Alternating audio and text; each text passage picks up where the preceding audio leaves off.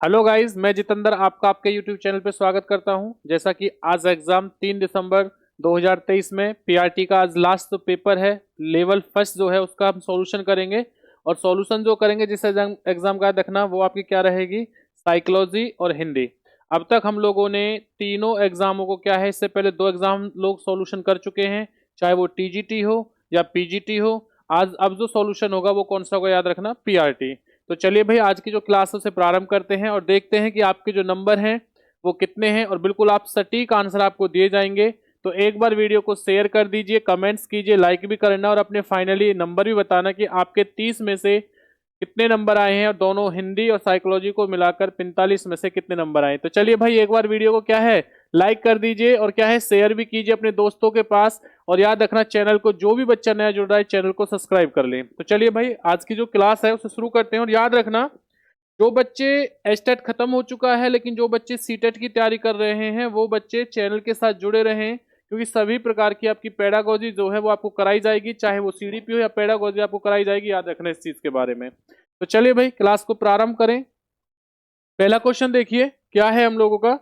First question आया था आपके एग्जाम में, वाइगोत्स्की के अनुसार वह भाषण जो स्वयं की ओर निर्देशित होता है कहलाता है सामाजिक भाषण, निजी भाषण, बाह्य भाषण या अंतक्रिया भाषण। तो याद रखना, वाइगोत्स्की ने 2 प्रकार की स्पीच बताई थी, एक इंटरनल बताई थी, एक एक्सटर्नल बताई थी। इंटरनल स्पीच उसे कहते हैं जो बच्चा स्वयं खुद की चीजों को अंदर ही अंदर सोचता है, और एक्सटर्नल क्या है, जिससे वो विचारों को बाहर निकाल दे।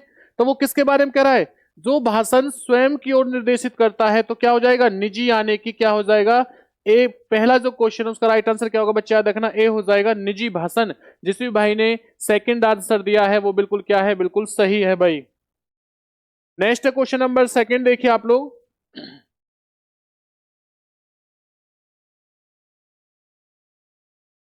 क्वेश्चन नंबर हम सेकंड देखेंगे, वीडियो को शेयर करते रहिए। निम्नलिखित में से कौन सी उत्तर बाल्यावस्था के बच्चों की उपयुक्त सामाजिक व्यवहारिक विशेषता नहीं है। देखिए, कोऑपरेशन यानी कि सहयोग की जो भावना होती है वो होती है बिल्कुल। सहानुभूति, संपत्ति, ये भी होती है। एम्पैथी यानी कि परानुभूति, ये भी होती है। लेकिन क्या नहीं होती, अहम केंद्रिता यानी इकोसेंट्रिज्म नहीं होती। तो इसका राइट आंसर जो हो जाएगा वो क्या हो जाएगा, याद रखना, वो सेकंड हो, सॉरी फोर्थ हो जाएगा। तो जिन भी बच्चों ने, याद रखना, सेकंड का आंसर क्या दिया है, डी दिया है, वो मेरे भाइयों बिल्कुल सही है। इसी के साथ देखिए क्वेश्चन नंबर 3 क्या कहता है। क्वेश्चन नंबर जो 3 है उसके बारे में जानते हैं हम लोग कि 3 का जो आंसर है वो क्या रहेगा। तो थोड़ा ध्यान देना। देखिए, निम्नलिखित में से कौन सा एक बाह्य अभिप्रेरक नहीं है, किसके बारे में, पूरा एक्सटर्नल के बारे में। तो याद रखना, अगर मैं बात करता हूं एक्सटर्नल के बारे में तो देखिए कौन सा नहीं है, अनुमोदन होता है, क्योंकि दूसरे लोग देते भाई। याद रखना, सत्ता है, ये भी हमें, पावर जो है वो भी बाहर से मिलती है, अचीवमेंट, उपलब्धि, ये भी हमें बाहर से, क्या है, विश्राम जो होती है, याद रखना, वह एक्सटर्नल नहीं होती, याद रखना। तो ये क्या होती है, इंटरनल। तो इसका राइट आंसर 3 का जो राइट आंसर है मेरे भाइयों वो क्या होगा, डी। भाई वीडियो को शेयर करते रहिए, क्योंकि आपके लिए तीनों एग्जामों का जो सॉल्यूशन है वो क्या है, आपके इस यूट्यूब चैनल, जीत मंत्र यूट्यूब चैनल पे क्या है, आपको दिया जा रहा है। और जितने भी अब पेडागोजी, सीडीपी, याद रख रहा है, जो भी बच्चा परेशान हो रहा है वो बिल्कुल भी ना परेशान हो, ना ही क्या है, डरें, क्योंकि हर एक चीज जो आपको पढ़ाई गई है बस वही पेपर में आई है, याद रखना। अगर आपको लग रहा होगा कि सर तो शायद ऐसे ही बोल रहे हैं, तो भाई आप लोग वीडियो में जा सकते हो, लगभग आपको जितना पढ़ाया है, जो जो वीडियो में, उसमें से क्वेश्चन आए हैं या नहीं आए, आप लोग इस चीज के बारे में खुद देख लीजिए। और वीडियो को लेकिन शेयर करते रहिए भाई। दूसरा, फोर्थ क्वेश्चन क्या है, देखिए इसमें क्या है। फोर्थ जो क्वेश्चन है वो है, निम्नलिखित में से कौन सा कथन अधिगम के संबंध में सही नहीं है। अधिगम अभ्यास द्वारा व्यवहार में परिवर्तन है, अधिगम अनुभवों के परिणाम स्वरूप होता है, अधिगम व्यवहार में उपेक्षाकृत स्थायी परिवर्तन है, अधिगम परिपक्वता के कारण व्यवहार में परिवर्तन है। तो याद रखना क्या होता है कि अधिगम परिपक्वता के कारण व्यवहार में परिवर्तन नहीं होता। डी आंसर क्या है बच्चा, बिल्कुल सही है, यानी कि 4 आंसर बिल्कुल सही है। वो नहीं के बारे में पूछ रहा है, याद रखना। तो 4 का क्या हो जाएगा, 4 हो जाएगा। नेक्स्ट है, उसके बाद देखिए मैं बात करता हूं क्वेश्चन नंबर 5 की। तो क्वेश्चन नंबर 5 कैसे, देखिए भाई, क्वेश्चन नंबर 5 है, निम्नलिखित में से कौन सा निबंधात्मक प्रकार के प्रश्नों का एक रूप नहीं है। तो भाई ध्यान देना, कौन सा नहीं है। अगर हम लोग क्वेश्चन 5 की बात करते हैं तो इसका राइट आंसर क्या हो जाएगा, याद रखना, प्रत्याभिज्ञात्मक, यानी कि सी आंसर। जिस भाई ने सी आंसर लगाया वो बिल्कुल सही, यानी कि 5 का क्या हो जाएगा, 3 हो जाएगा। इसी के साथ ध्यान देना, क्वेश्चन नंबर 6 के बारे में पढ़ते हैं कि जो क्वेश्चन नंबर 6 है वो क्या है भाई। तो क्वेश्चन नंबर 6 के बारे में देखिए, प्रतिभाशाली विद्यार्थियों के लिए निम्नलिखित में से कौन सी शैक्षिक व्यवस्था की जानी चाहिए। त्वरण की यानी कि किसके बारे में पूछ रहा है, वो प्रतिभाशाली विद्यार्थियों के बारे में। उपचारात्मक ये नहीं होता, वाचन अभ्यास ये भी नहीं है, वाक उपचार नहीं है, तो याद रखना त्वरण यानी कि उन्हें क्या प्रमोट कर दीजिए। एसिलिरेशन देखिए यानी कि नेक्स्ट उसमें क्या है, प्रमोट कर दीजिए। तो इसका राइट आंसर क्या हो जाएगा, इसका राइट आंसर है बच्चा ए हो जाएगा। नेक्स्ट उसके बाद देखिए क्वेश्चन नंबर 7 जो है, क्वेश्चन नंबर 7 में क्या क्वेश्चन पूछा गया हमसे एग्जाम में, इसके बारे में जानते हैं। भाई वीडियो को शेयर करते रहिए और कमेंट्स भी कीजिए कि आपके जो आपने क्या आंसर दे के आए हैं और आपका राइट आंसर आपने क्या दिया है और उसके हिसाब से आपका सही है या गलत ये भी कमेंट्स कीजिए। समाजीकरण की प्रतिक्रिया में साथियों का प्रभाव उत्तर बाल्यावस्था के किसी नाम को संदर्भित नहीं करता है।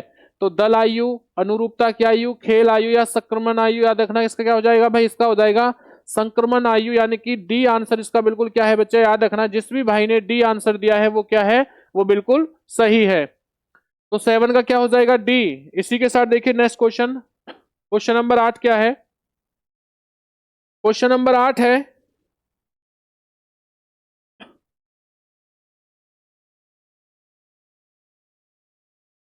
क्वेश्चन नंबर 8, निम्नलिखित में से कौन सा कारक व्यक्तित्व भिन्नताओं को प्रभावित करने वाला वंशानुगत कारकों में सम्मिलित नहीं है। शारीरिक संरचना, बुद्धि, अभिक्षमता, अभिवृत्ति। तो बच्चे याद रखना इसका जो राइट आंसर हो जाएगा वो क्या होगा, अभिवृत्ति। क्या हो जाएगा भाई, याद रखना इसका जो राइट आंसर है वो होगा अभिवृत्ति। तो जिन भी बच्चों ने आंसर क्या दिया है, अभिवृत्ति दिया है, वो बिल्कुल सही है, डी आंसर है यानी कि एटीट्यूड बिल्कुल सही है। क्वेश्चन नंबर देखिए, 90 से 110 बुद्धि लब्धि प्रसार किस, याद रखना बौद्धिक श्रेणी का प्रतिनिधित्व करता है। तो किसका करता है, ये करता है औसत यानी कि एवरेज बुद्धि का होता है, सामान्य का होता है। तो 9 का क्या हो जाएगा ए। भाइयों जल्दी से वीडियो को शेयर करते रहिए क्योंकि सारी चीजें आपके सामने जो सॉल्यूशन है वो बिल्कुल 100% क्या है, सही है। और तीनों जितने भी आपको साइकोलॉजी और हिंदी का सॉल्यूशन कराया गया है वो बिल्कुल सही है। अगर एक आध क्वेश्चन ऊपर नीचे होता है आंसर की के हिसाब से तो आप लोग उसके लिए बिल्कुल टेंशन ना लें भाई, लेकिन मोस्टली मैं कह रहा हूं कि 99.9 बिल्कुल आपके जो आंसर हैं वो बिल्कुल सटीक और बिल्कुल सही हैं। क्वेश्चन नंबर 10 देखिए, निम्नलिखित में से कौन सा कथन सीखने की विराम विधि के महत्व को इंगित करता है। तो देखिए क्या है, सीखने में थकान नहीं, स्मृति चिन्ह समेकित नहीं होते, सीखने में अभिरुचि बनी रहती है, मानसिक उबकता नहीं होती। बिल्कुल सही बात है, जिस भी भाई ने आंसर बी दे रखा है वो बिल्कुल सही है। तो 10 का आंसर जो हो जाएगा वो क्या हो जाएगा, याद रखना बी बिल्कुल सही है भाई, स्मृति चिन्ह समेकित नहीं होते हैं, याद रखना। तो राइट आंसर क्या हो जाएगा मेरे भाइयों, बी जो आंसर है वो बिल्कुल राइट होगा, याद रखना। क्वेश्चन नंबर उसके बाद देखिए, क्वेश्चन नंबर है समीपस्थ विकास का क्षेत्र यानी क्वेश्चन नंबर 11। देखो भाई क्वेश्चन नंबर 11 क्या है, इसे देखिए एक बार। क्वेश्चन नंबर 11 दे रखा है हम लोगों को, समीपस्थ विकास के क्षेत्र का यह संप्रत्यय किस मनोविज्ञान द्वारा प्रस्तुत किया है। तो याद रखना, देखो अगर हिंदी में समझ में आए तो इंग्लिश में जॉन और प्रॉक्सिमल, ये चीज कल भी थी मैंने आपको बताई थी, याद रखना जब मैंने लाइव सॉल्यूशन कराया था तब भी ये चीज बताया था। किसने दिया था, वाइगॉत्स्की बोला भी था। जिस समय पीजीटी का पेपर हुआ था उस समय मैंने बोला था कि यह क्वेश्चन पीआरटी या टीजीटी में देखने को मिला, अगर देखे बिल्कुल देखने को मिला है तो कौन सा होगा, वाइगॉत्स्की। बी आंसर क्या होगा इसका, बिल्कुल सही है। क्वेश्चन नंबर 11 का आंसर क्या है, बी। जिस भी भाई ने बी आंसर दिया है वो बिल्कुल सही दिया है। इसी के बाद देखिए नेक्स्ट क्वेश्चन है,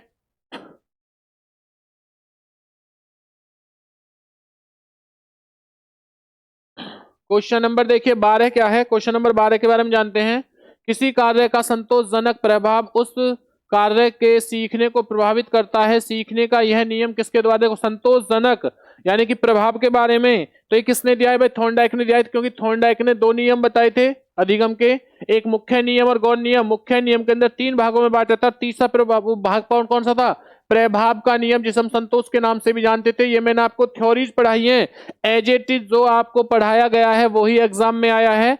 तो ऐसे मत सोचे कि एग्जाम बिल्कुल आउट ऑफ सिलेबस है, हमने तो भाई पता नहीं पेडागोजी पढ़ी थी।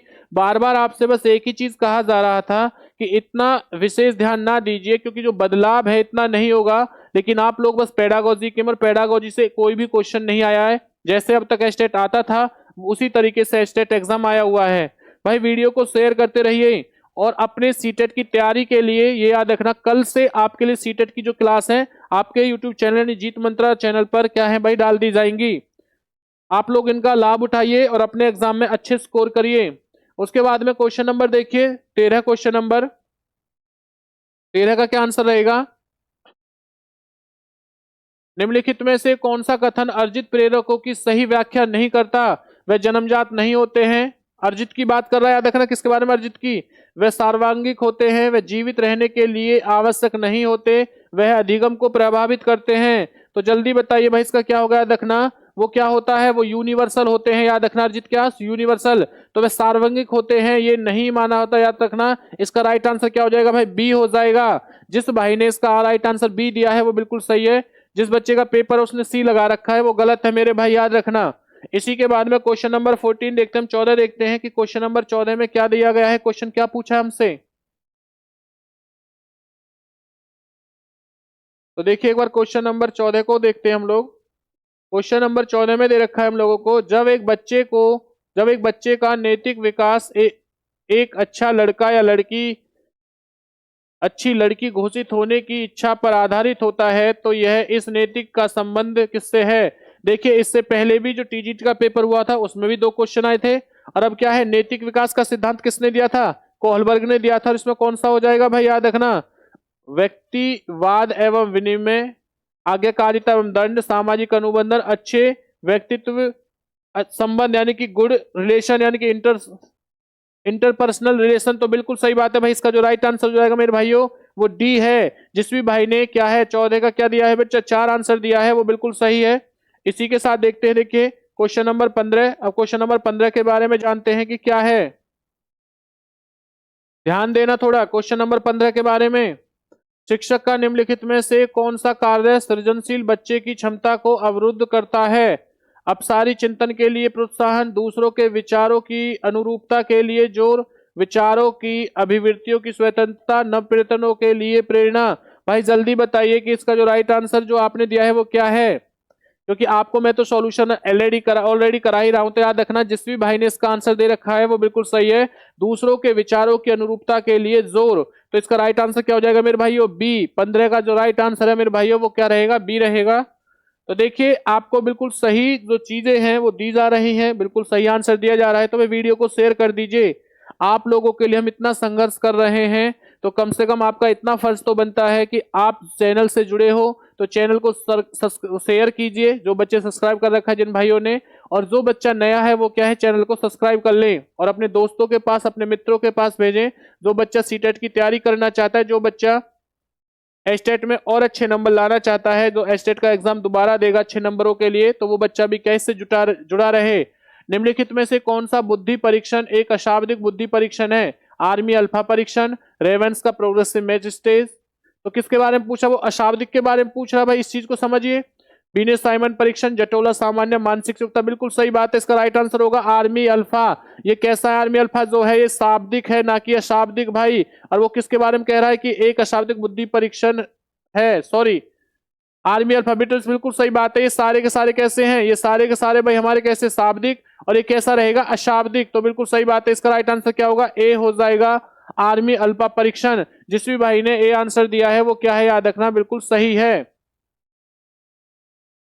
इसी के साथ में नेक्स्ट क्वेश्चन देखते हैं कि इसका जो राइट आंसर होगा वो क्या होगा।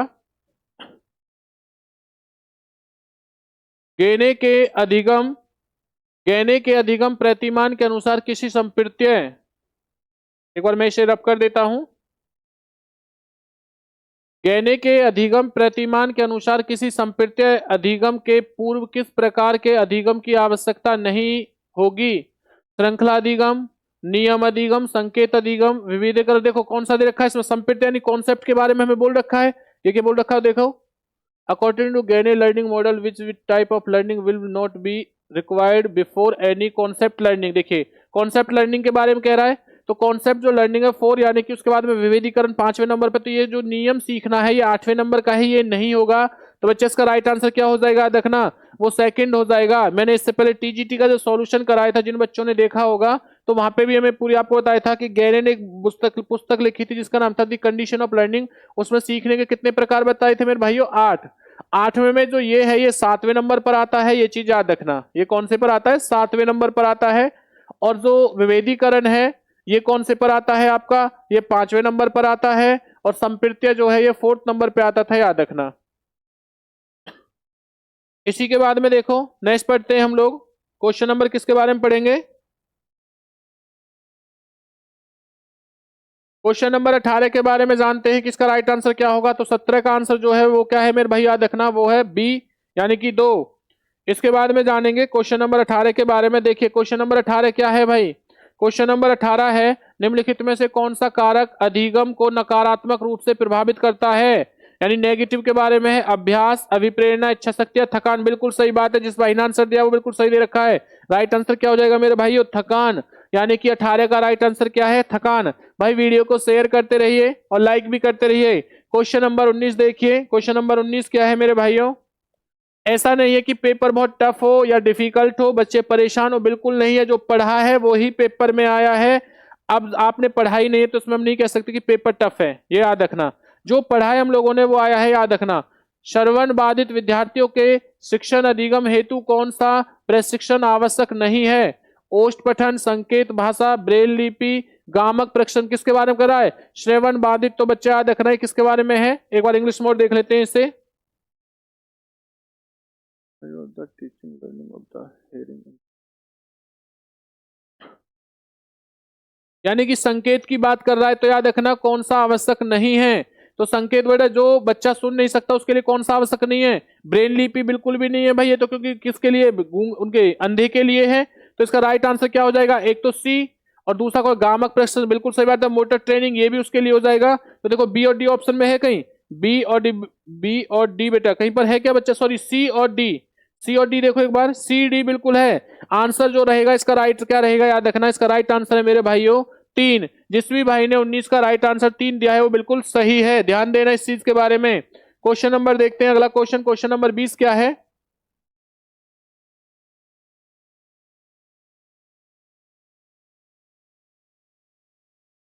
क्वेश्चन नंबर 20 के बारे में समझिए क्या आंसर होगा भाई।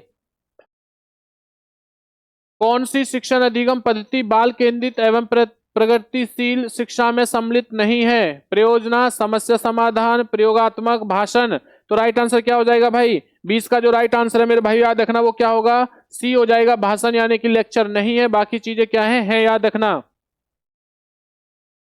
बाल केंद्रित एवं प्रगतिशील बच्चों के लिए भाषण तो हो जाएगा, प्रोजेक्ट, योजना।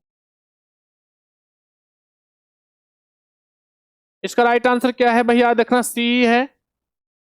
वैसे इसका ए भी हो सकता है, प्रोजेक्ट भी, बाकी डिपेंड हो गई दोनों में से किसको मानेंगे, लेकिन मेरे अकॉर्डिंग जो है वो क्या रहेगा याद रखना, वो इसका सी आंसर सही है बिल्कुल, भाषण।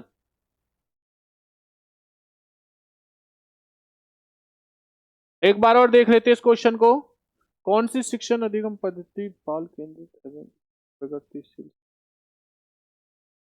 योजना प्रोजेक्ट में बाल केंद्रित।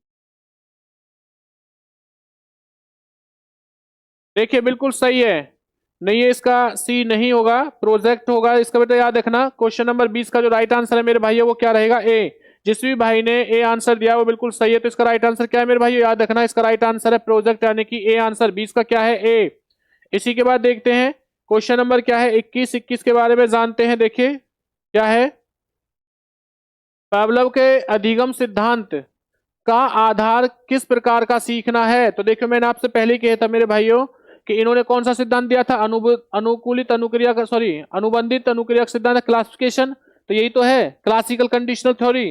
तो क्या हो जाएगा भाई, कंडीशनल हो जाएगा, तो अनुबंधित हो जाएगा, बिल्कुल सही है। जिस भी भाई ने बी आंसर दिया है वो क्या है, याद रखना सही है। क्वेश्चन नंबर देखिए 22। क्वेश्चन नंबर 22 को देखते हैं कि इसका राइट आंसर क्या होगा। क्वेश्चन नंबर 22 को देखिए एक बार। अगर मैं बात करता हूं क्वेश्चन नंबर 22 के बारे में, थोड़ा ध्यान देना। अनुदेशनात्मक कार्यक्रम के दौरान प्रतिपुष्टि द्वारा सुधार के उद्देश्य से किया गया मूल्यांकन कहलाता है। तो क्या कहलाएगा भाई, याद रखना। इसका जो राइट आंसर होगा बेटा वो क्या हो जाएगा, योगात्मक, निदानात्मक। बिल्कुल सही बात है। देखिए कहां पर फीडबैक की बात हो रही होगी, बिल्कुल सही बात है, फीडबैक की बात हो रही है। तो कहां पर निर्माणात्मक और रचनात्मक, डी आंसर क्या होगा मेरे भाइयों, बिल्कुल सही है। 22 का क्या है, डी मेरे भाइयों। जिस भी भाई ने डी आंसर दिया है वो बिल्कुल सही है। क्वेश्चन नंबर देखते हैं 23, यानी कि जो 23वां जो है उसका राइट आंसर क्या होगा, इसे जानते हैं भाई। देखो समझिए किस मनोवैज्ञानिक ने अपने संज्ञानात्मक विकास सिद्धांत में वस्तु स्थायित्व का संप्रत्यय प्रस्तुत किया? तो याद रखना इसका जो राइट आंसर हो जाएगा बच्चे क्या है, हर किसी बच्चे को पता है कौन है, जीन पियाजे, जो कहाँ के, स्विट्जरलैंड। और ये किस अवस्था में होता है, ये सेंसरी मोटर के अंदर क्या है, विकसित होता है। याद रखना जीन पियाजे ने 4 अवस्थाएं बताई थी। जो पहले नंबर की अवस्था होती है सेंसरी मोटर, उसी में क्या होता है, वस्तु स्थायित्वपन के जो गुण होता है विकसित करता है। थ्योरीज में आपको हर चीज बताई थी और बहुत बारीकी से बताई गई है। आप लोग बाकी चीज, जो बच्चा सीटेट की तैयारी कर रहा है बाकी वीडियो को देख सकता है और भाई चैनल के साथ जुड़ा रहे। क्वेश्चन नंबर 24 देखिए, क्वेश्चन नंबर 24 कि क्वेश्चन नंबर जो 24 है वो क्या है, इस चीज के बारे में जानते हैं। तो देखिए क्वेश्चन नंबर 24 क्या रहेगा मेरे भाइयों, निम्नलिखित में से कौन सा कथन विकास के संदर्भ में सही नहीं है? विकास में प्रत्यात्मक परिवर्तन होते हैं, विकास प्रतिमान पर्यटन पूर्णांक होता है। देखो टीजीटी में यही क्वेश्चन आया था, पीजीटी में यानी कि विकास से लगभग 2 से 3 क्वेश्चन आपके हम लोगों के आ ही रहे हैं। तो टॉपिक वैसे भी है और सीटेट फॉलो करेगा ही, ये याद रखना। तो याद रखना मेरे भाइयों जो क्वेश्चन नंबर 24 और 24 उसका क्या हो जाएगा, सभी बच्चों का विकास एक समान होता है, विकास सामान्य से विशिष्ट की ओर होता है। बच्चे याद रखना सभी बच्चों का विकास जो होता है वो बिल्कुल एक समान होता है, याद रखना।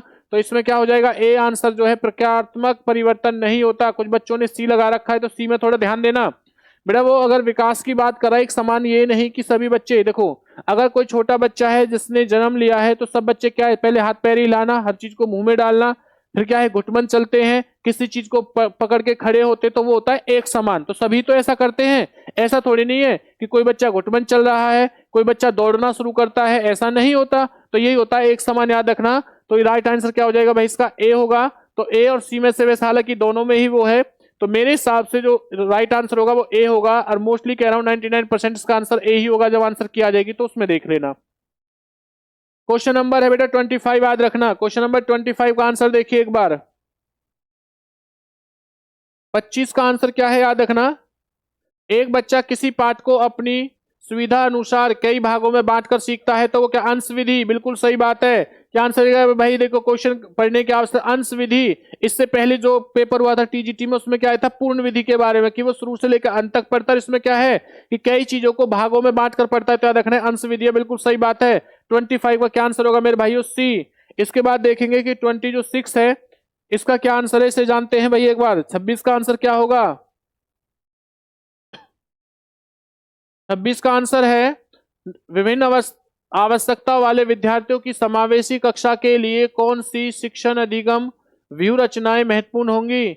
बहुसंवेदिक शिक्षण, सहयोगी अधिगम, साथी शिक्षण, दल शिक्षण, बिल्कुल सही बात है। ए बी सी डी चारों ही सही है मेरे भाइयों, ए बी सी डी। जिस भी भाई ने डी आंसर दिया वो क्या है, बिल्कुल सही है। 26 का राइट आंसर क्या होगा, 26 का जो राइट आंसर है भाइयों वो होगा डी। इसके बाद देखिए क्वेश्चन नंबर क्या है, 27। भाई वीडियो को शेयर करते रहिए और याद रखना जिस बच्चे को सीटेट की तैयारी करनी है, जो बच्चा नया जुड़ा हुआ है वो चैनल को सब्सक्राइब कर ले और बाकी बच्चे शेयर करते रहें, चैनल को लाइक भी करें, कमेंट्स भी करते रहें। आपके लिए हम लोग भाई इतनी मेहनत कर रहे हैं, आपका इतना तो फर्ज बनता है। गुरु दक्षिणा में बस इतना ही मांग रहे हैं कि चैनल को सब्सक्राइब और वीडियो को शेयर कर दीजिए अपने दोस्तों के पास, अपने मित्रों के पास। क्वेश्चन नंबर 27, किस अधिगम नियोक्ता में निम्नलिखित हस्तक्षेप कार्यक्रम सुझाव गए हैं? भाषी समझ के लिए प्रयास, वर्तनी सुधार के लिए अभ्यास, डिसलेक्सिया। तो देखिए बच्चे इसमें क्या दे रखा है, इन्होंने आपका क्या दे दिया, भाषी समझ के लिए प्रयास करना, याद रखना। और वर्तनी सुधार में तो क्या हो जाएगा, इसका राइट आंसर हो जाएगा बच्चा लेक्सिया, डिसलेक्सिया, बिल्कुल सही बात है। जिस भाई का पेपर है उसने बिल्कुल सही आंसर दिया है। 27 का जो राइट आंसर होगा वो होगा ए, यानी कि डिसलेक्सिया। क्वेश्चन नंबर 28 को पढ़ते हैं। देखिए 28 का राइट आंसर क्या होगा, इसे पढ़ते एक बार।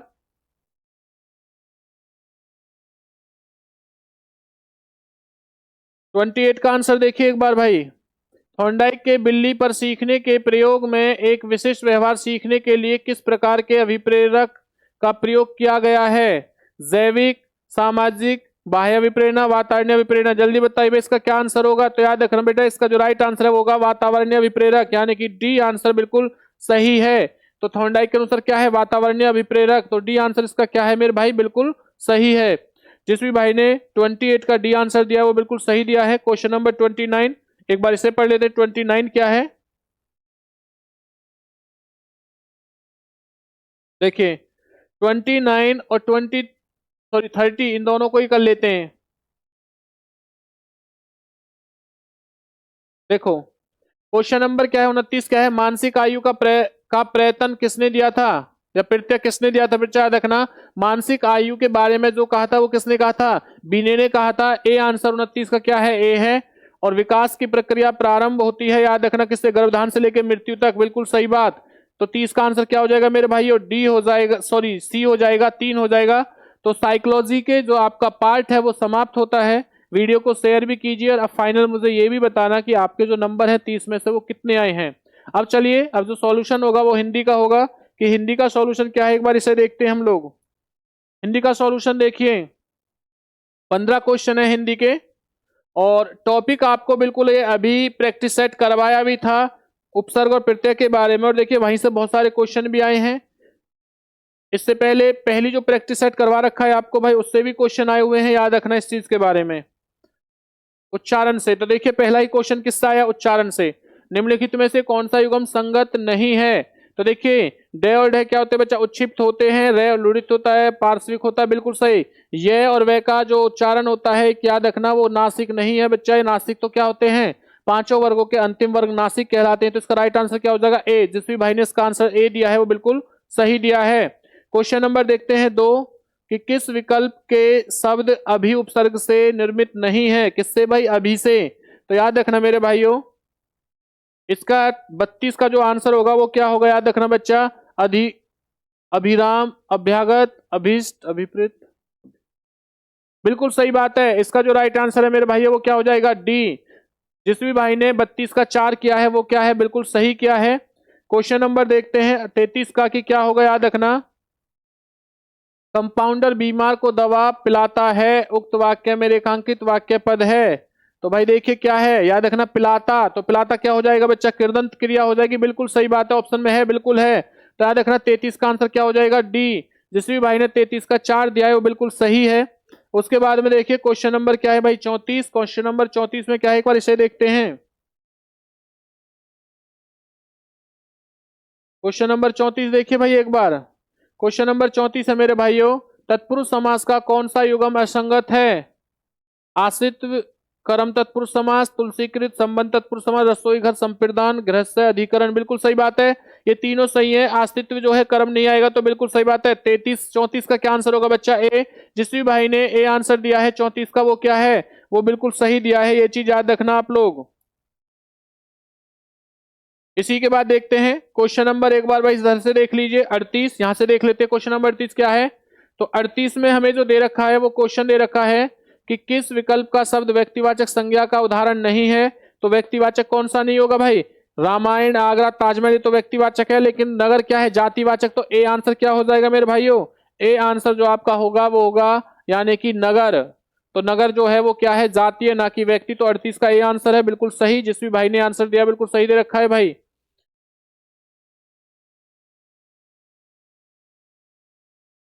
अब हम लोग पढ़ते हैं, देखिए क्वेश्चन नंबर 36 और 37 के बारे में पढ़ते हैं एक बार। किस विकल्प में के शब्द में तत्सम नहीं है, आज्ञा और आज्ञा, बिल्कुल है, आज्ञा है भाई। देखिए क्या आ रहा है इसमें, इसमें जो हमारा शब्द आ रहा है वो संयुक्त आ रहा है, याद रखना। इसमें भी क्या आ रहा है, इसमें भी संयुक्त व्यंजन आ रहा है। इसमें भी क्या है, री की मात्रा आ रही है। मैंने आपको बताया था जहां पर भी संयुक्त व्यंजन आ जाए या फिर हमारा क्या आ जाए, याद रखना, री आ जाए, तो ये सभी सभी क्या कहलाते हैं, तत्सम कहलाते हैं, बिल्कुल। तो क्या है, ब्यार और कागज, ये बिल्कुल सही है। तो हमारा 36 का आंसर क्या हो जाएगा, ए। जिस भी भाई ने ए आंसर दिया है वो बिल्कुल सही है, क्योंकि वो तत्सम के नहीं के बारे में पूछ रहा है।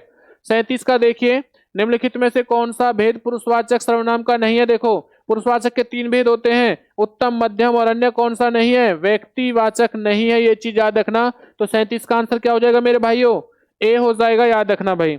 इसी के साथ देखते हैं, देखिए 36 हो चुका है, 35 बचा है। किस शब्द का, किस विकल्प का शब्द मछली का पर्यायवाची नहीं है, किसका पर्यायवाची नहीं है मेरे भाइयों, मछली का नहीं है। इस चीज के बारे में जानते हैं तो ध्यान देना। 35 का जो राइट आंसर हो जाएगा बेटा, मत्स्य होता है, सल्की होता है, छकबी होता है, मकरी नहीं होता, कि मकड़ी का होता है, बिल्कुल सही है। 35 का जो राइट आंसर है बच्चा वो क्या हो जाएगा, डी। तो जिस भी भाई ने 35 का डी आंसर दिया है वो बिल्कुल सही दिया है। और ये 39वां जो क्वेश्चन है इन्हें और कर लेते हैं। देखिए 39 क्वेश्चन का क्या होगा, निम्न में से कौन सा शब्द व्यंजन संधि का उदाहरण है। निम्न में से कौन सा शब्द व्यंजन संधि का उदाहरण? बिल्कुल सही बात है भाई, वाकिस जो है वो व्यंजन का है, बिल्कुल सही बात है। वाकिस किसका है भाई? व्यंजन का है, कहीं और देखिए ही मत, क्योंकि क्या बन जाएगा, वाक प्लस में क्या होगा भाई हमारा, वाक प्लस में ईस हो जाएगा, याद रखना। तो ये राइट आंसर क्या हो जाएगा, ए हो जाएगा। तो उसके व्यंजन संधि के बारे में पूछ रहा है, बाकी सभी कैसे हैं, बाकी हमारे स्वर संधि के। ए आंसर बिल्कुल सही है। क्वेश्चन नंबर देखिए 40, निम्न में से कौन सा विशेषण का उदाहरण नहीं है? निम्न में से कौन सा विशेषण का उदाहरण नहीं है? अच्छा बुरा लाल बिल्कुल विशेषण के गुणवाचक विशेषण के हैं, लेकिन कौन सा नहीं है? आधा जो है ये नहीं है, याद रखना। आधा क्या है, संख्या के बारे में है, तो इसका वैसे भी पता चल रहा है, बहुत इजी है भाई। क्या है, आधा 40 का क्या हो जाएगा, 2 हो जाएगा, यानी कि आधा। 41 को देखते हैं हम लोग, 41 का राइट आंसर क्या होगा मेरे भाइयों, जल्दी बताइए 41 का राइट आंसर क्या होगा। क्वेश्चन क्या है, किस विकल्प में विलोमार्थिक युग्म संगत नहीं है? जल्दी बताइए, क्वेश्चन नंबर 41 का क्या होगा?